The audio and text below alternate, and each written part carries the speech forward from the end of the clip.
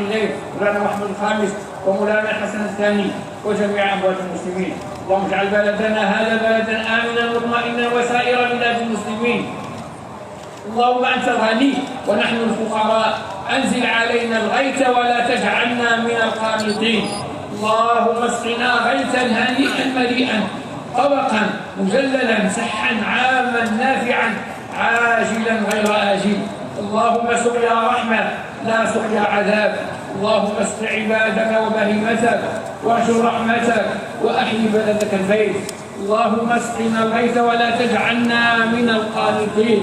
عباد الله، ارفعوا أكف الفاقة والاضطرار وقولوا بلسان البراعة والافتقار، والقلوب منكم في تذلل وخشوع وانكسار.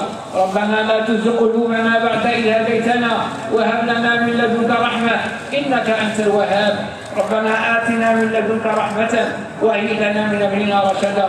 ربنا ظلمنا أنفسنا وإن لم تغفر لنا وترحمنا لنكونن من الخاسرين.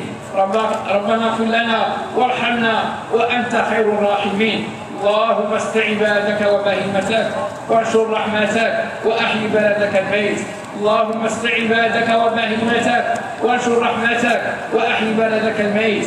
اللهم اسق عبادك وبهيمتك وانشر رحمتك وأحيي بلدك الميت.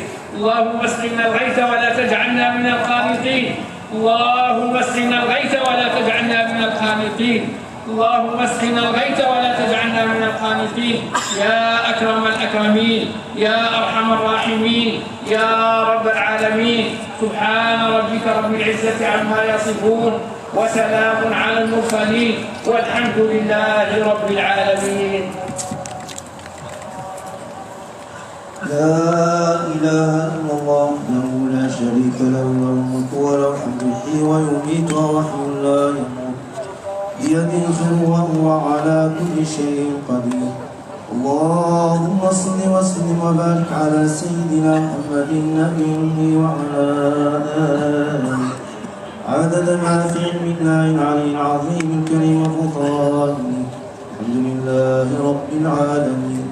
فاتحة للوالدين ولكافة المسلمين المحبسين، اللهم اغفر لهم وارحمهم. سيدنا ومولانا السلطان، اللهم انصره وبارك في عمره. اللهم وفقه للخير وأعنه عليه. اللهم اصلح به وعلى يديه. اللهم اصلح أمور المسلمين أجمعين يا